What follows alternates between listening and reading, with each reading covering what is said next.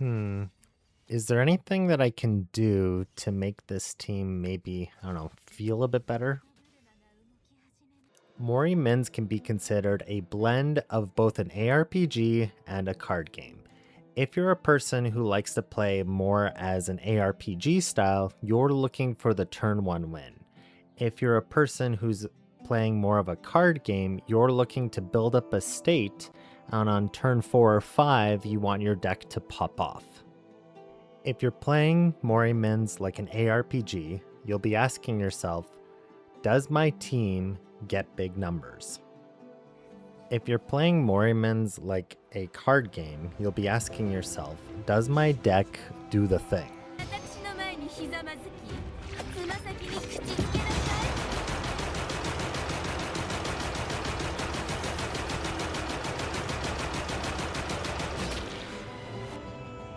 Playing like an ARPG, you're going to pick your carry and you're going to figure out the best in slot wheels for them. That's called BIS.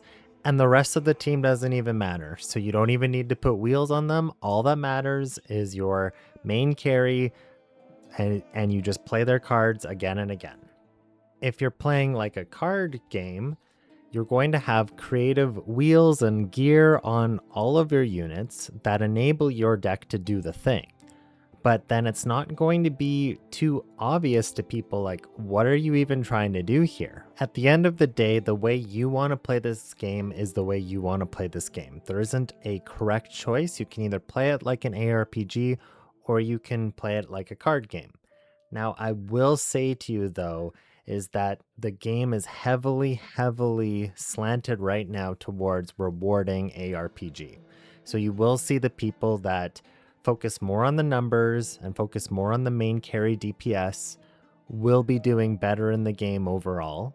And that's mainly because the game doesn't value mid-range damage dealers. So I just used a term there, but I'm going to let this one turn kill run in the background while I explain it. So there's something called Aggro, which means like an aggressive style of play where you are just all out attacking, and what that means is normally you don't do that much damage and you don't have that much defensives, but it's really easy to like fall apart.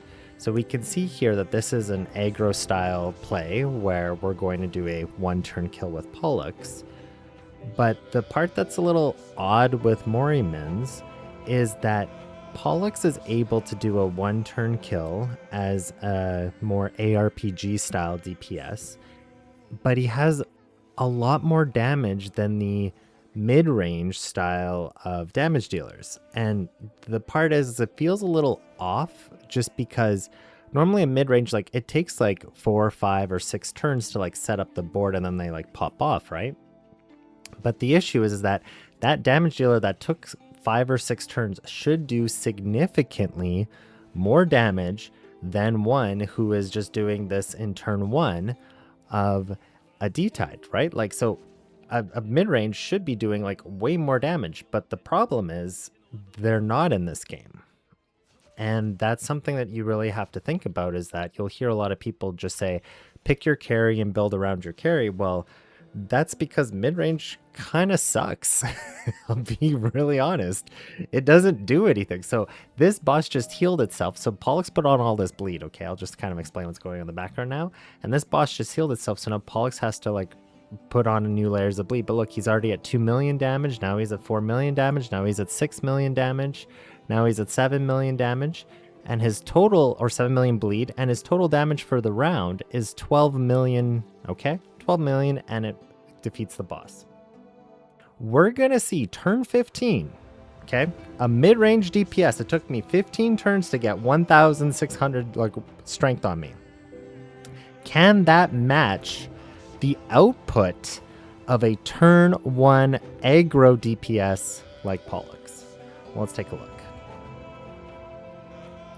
So Clem's going to over-exalt, add her debuff on, and how much damage do you think Doresain is going to do?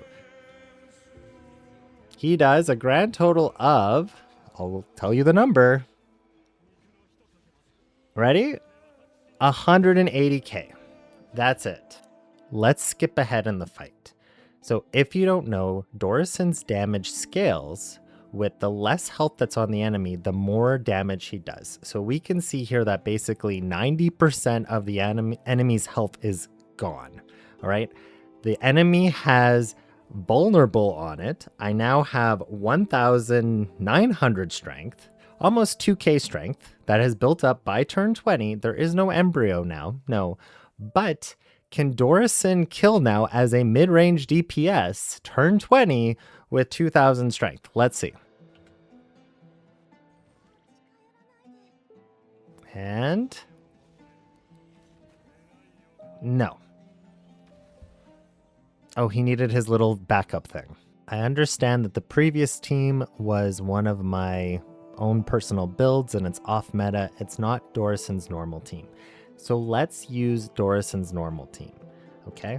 And this is his normal team. It's with Pikmin, and you can just look at how much strength does he have. It is over 3,000. Over 3,000 strength, okay? So the question is, can Doresain, a mid-range DPS, kill with over 3,000 strength? All right, before that, let's start to add on a little bit more strength and let's really see if a mid-range DPS, turn 11, can match the damage output of a turn 1 DPS. So it's 3.3k, 3.4k, over Exalt Doresain. Let's see what happens. Can he win? Can he kill this? No. I understand that you might be thinking, well, that's like cherry picking Doresain. So here's the latest D-Tide, Wave 5, Alert 5, okay? Vortis took one battle turn, did 5 million damage, okay? This is a more ARPG aggro DPS. Totally did it, also with G Murphy included. Pollux, Wave 5, Alert 5, 1 turn in order to be able to beat this boss. Then we go to Mouchette, 2 turns, okay? Able to beat this boss. We go to Kathy, 9 turns. Okay, and 9 turns she did 900,000 damage. So this is a level 90 Kathy, and this is one of the gripes we have with the game is that why are the mid-range DPSs so weak compared to the aggro DPSs? Here's another one. Sorrel did 3 million damage, but turn 10. You know, so if it took 10 turns to build up Sorrel, you should kind of feel like Sorrel does more damage than a Mouchette, a Pollux, a G Murphy, or Vortis does turn 1. We're going to look at how do we get those big numbers. So the first thing you want to do is look at your talents of your unit, and especially the very first one. So let's look at casters. If I click here, it will say over here, it says for every 1% damage amplification that caster has, the base amount of corrosion inflicted is 1%. Okay, so that's a pretty nice ratio, 1 to 1. But let's look at another damage dealer. Well, this isn't a damage dealer, he's a warden. So let's look at another warden. We'll go down to Corpo. Right, and her first talent, what it says is for every 1 death resistance, we will increase her base damage by 0.2%. So caster was 1 to 1, hers is 1 to 0.2. So obviously, it's more advantageous for you to be pumping up caster's numbers with his damage amplification than it is to be pumping up Corpo's death resistance. For this test, I included this one wheel on caster, which is an SR wheel, and it just adds sigil yield. And then in order to increase his damage amplification, I added on this wheel that has what's Helod's Chains Unbound, and it adds an extra 30% damage amplification. I thought we would be able to read caster's damage amplification in game, but we can't. So this is just a thing for you. You can click on their portrait and then you can scroll down here just to see what their crit rate and crit damage is. It's a great way to help you min-max, but you can see that this one, I'm using the Land of Non-Existence, and I can tell you that it is 73% damage amplification. So let's look how much corrosion one of his plumes puts on. It's 4,898. For test 2, I've switched the wheels on caster. He now has Chains Unbound, and this is an increase of about 30% damage amp. His total damage amp is now at 102%. So let's look how much corrosion now a plume adds. It adds 5,700, which the difference between the two is about 800 corrosion. So for every 30% damage amplification I add to caster, he adds 800 corrosion to the enemies. To understand a crit hit in this game, I took Kazuya and I took all the gear off of her so we can see what her base stats are. So her crit rate is 5% and her crit damage is 50%. So what does that mean? If she were to do a regular hit, she would do, let's say, 100 damage. If she were to do a crit hit, she would get 150 damage. So now, what are you trying to min-max? With the vets of the game and the top players, the general consensus is a multi-hit unit. You're trying to raise their crit rate almost to 100%. So Sorrel, as an example, the top players almost all have her crit rate near 100%. When it comes to a DPS who's a single target damage dealer, just a single hit, people are raising their crit damage. Their crit rate goes a little bit up, but we're trying to maximize more of their crit damage. And what people will do is they'll just restart the level again and again to get a crit hit. Let's test crit damage in game. So let's look at my caster. And his crit damage is 80%.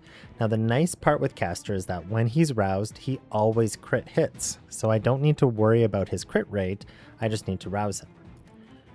Okay, so let's look at what my plume does, the amount of damage my first plume does. It does 1,979. And I've already figured out the math for you. So if he crit hits, it's going to be about 3,560. So let's go into that and let's just see what this will look like. We'll end this turn.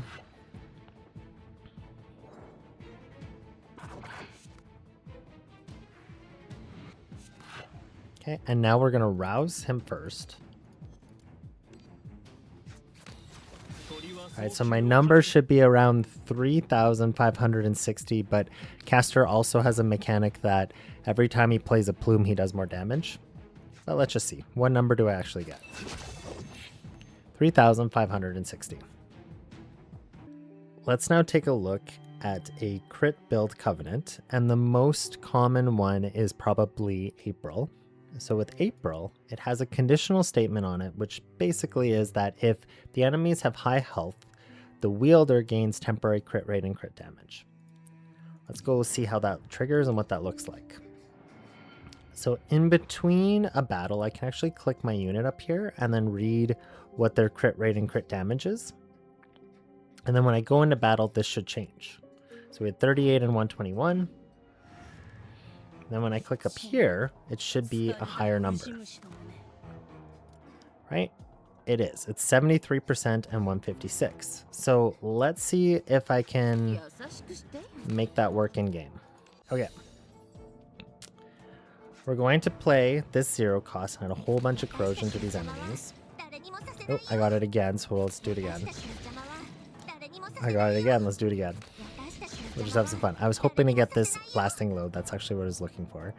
We're going to Exalt Healot. Now what she does is when she devours, it increases the base damage of her strike by 18% for the battle.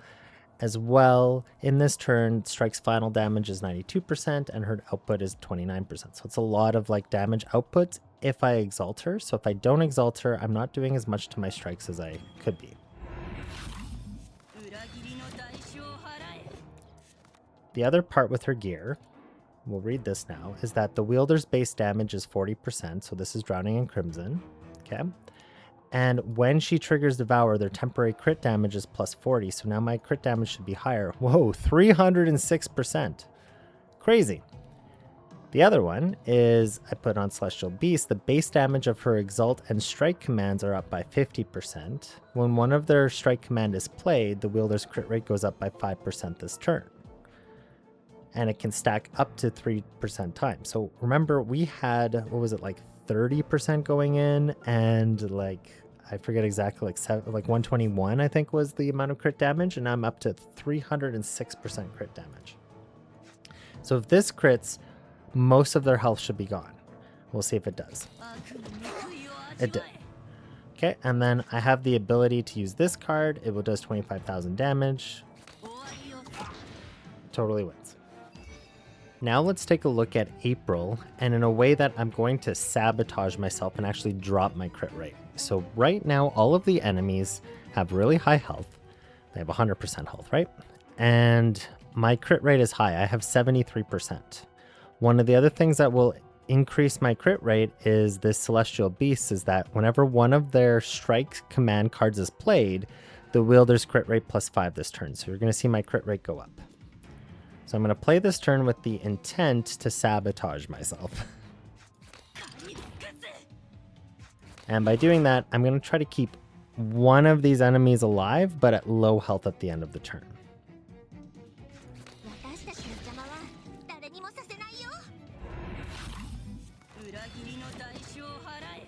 So now my hope is that I don't kill all of them. Please don't kill all of them.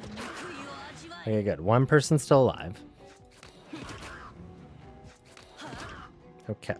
So one of the things with April is that even though this enemy's health is now below 70%, it still is working, right? So I still have 88% crit rate because it's the whole sentence for April. It doesn't really say that on the Covenant, but it says at the turn start, if the enemy's total HP is above 75%, the wielder's temporary crit rate and crit damage increase by 35% for the whole turn. They don't have that little statement on the bottom there that says, for the whole turn, this will apply. So next turn now, this enemy is going to have less than, obviously less than 70% health. So April shouldn't trigger. Let's just read this again. I have 88% crit rate. Let's see what I have at the start of next turn.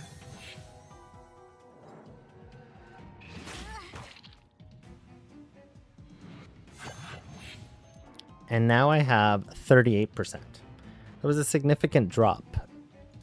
That was a lot on the ARPG side of things. So now let's just switch gears over to the card game side of things. So let's start to understand some of the terms that we have with deck building. So the first one is called tempo. It comes from the Italian word for time, and it's actually something that was originally created in chess, which is just to say you did that move with tempo, which means that you've gained time on an opponent. You're ahead tempo now. If you've lost time on an opponent, you're behind tempo and you can feel the pressure. In this state, you can see that Hash isn't ready to exalt, so normally I would have to wait like 1 or 2 more turns to play some more of his cards that help give me Ailmus in order for him to exalt. Well, a simple use of tempo is to be able to exalt Winkle here. If I just click her and get her to provide Ailmus to Hash, well now I'm able to get ahead time because now I just saved myself 2 turns of farming Ailmus for him. Another example of tempo in Morimens is this is turn 1 of the very first mob fight. So that very first battle, doesn't it feel like I'm behind here? You can look up and you can see that I have very little Ailmus generated. I have 0 key flare generated. And the enemies are doing 1,000 damage to me, yet I have nothing really ready to be able to hurt them, so I have to catch up. That's the feeling behind in tempo, and I feel the pressure. Now let's look at this boss fight where I strategically decided to be ahead tempo going into the fight. So what does that mean? Well, turn 1, I'm already going into Ultra Space. All of my units are ready to over-exalt. My Crimson Furnace is maxed out. Unfortunately, my key flare isn't maxed out as well. I did as best as I can to make it as perfect as I could for you. But you can feel that I have breathing room and that I'm so much further ahead in a board state or a game state than the bosses. And that's being ahead tempo. The next deck building term is called utility or value. So this is a single action that has above average worth, which often affects tempo. So this is weakness, vulnerable, Ailmus, or key flare. All of those things just kind of put you a little bit ahead of your opponent. So we can look at a unit like Horla, who now I can put Ailmus on with her 0 cost. Okay, I'll eventually pick Pollux here. And then I can also maybe like put weakness on everybody with this Elegy Psalm. But if I wanted to as well, I can also put vulnerable on everybody. Okay. And then I can use one of these embryos to help try to get her ready to overexalt, but I didn't get that. So now I'm going to use Dirge to be able to drop everybody's strength down. And then I'm going to exalt Horla to give everybody illness. And to heal a bit, and to gain strength and temporary crit rate. And this allows me now to be able to use somebody else. So you can see how much utility Horla adds to a battle. A package is a group of cards or ability that are included together because they support the same strategy. Let's look at what's the difference between utility or value versus a package. So when I exalt Aegis here, you can feel like that's a strong move, but you don't really feel like I'm doing something. Like maybe you're prepping something, maybe you're not. It's just a really strong move on its own, so that has value or utility. Versus this Helot Exalt now, anybody who plays Mouchette knows, okay, now you're really coming in for the big turn, and that means it's more of a package. So for those who don't understand, is that when Helot exalts, it says in this turn, strike's final damage is plus 92%, and a lot of Mouchette's cards are strike cards. So now the next part is like, okay, it's not fully there yet, but when I exalt Theiss as well, what happens is any other player who plays Mouchette is like, okay, GG, because they know that I'm going to probably pick that Mortal Blast.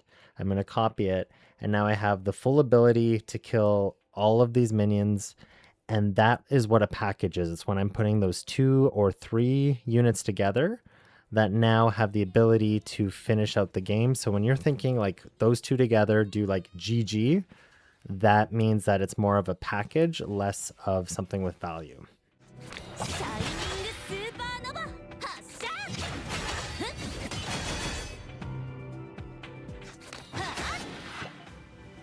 The last deck building term we're going to look at is something called an engine. So this is repeatedly generating value.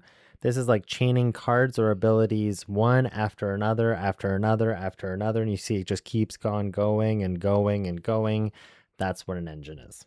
This is a mid-range deck, and my deck is about to pop off. So I'm going to play this 1 cost that does temporary crit rate plus 80. I'm going to flip it into red stance, put Birth Ritual on all the enemies. Now I'm going to over-exalt Pikmin and discover twice. Pikmin's his own self-engine, so he's going to keep going and going, right? So here's my first discover. I pick a Chromophage of first cost 4. Now when I discover again, that's going to drop down to 3, but I'm just going to pick this card. I'm going to play a Lifelike and discover again and drop the cost down again, which is now actually going to make most of them 1. And then I'm going to do a Lifelike again and discover again, which is now going to make them all 0. While I was doing all those discoveries and playing Pikmin's cards, I was also generating embryos for Sorrel. That's the package component. I'm going to now rouse Sorrel and over-exalt her, and we'll see how much I get. Once she's roused, she adds temporary strength per each hit. And every time she hits, those tentacles also slap. So let's just see how much strength I get. I started with 192. And I'm going to end up with 1.3K. And now what I can do is chain the chromophages. So this is an example of popping off in an engine. It just keeps going and going. In review, if you want to build up your main damage dealer, what you're going to want to do is find how they scale their damage and build that up. If it is a multi-hit damage dealer, what you're going to be wanting to build up is their crit rate. So you can see my Sorrel's crit rate is pretty high, and her crit damage is still pretty high, but her crit rate is what I mainly focused on. If it's a single target DPS, like Daffodil, I'm going to build up her crit damage. Her crit damage is really high, and I might restart a few times in order to get a crit hit in, because her crit rate isn't that high. It's about 50%. If you're looking at deck building, what you should be looking at is finding an engine or a package that you can build around. So Pollux and Castor together are their own package, and they build their own engine. So now all that we need to do is add in utility into this team. So this is where Aegis and Horla have a lot of utility and value. and we put them in, and that just fits the whole team together. And by doing that, your deck now should do the thing.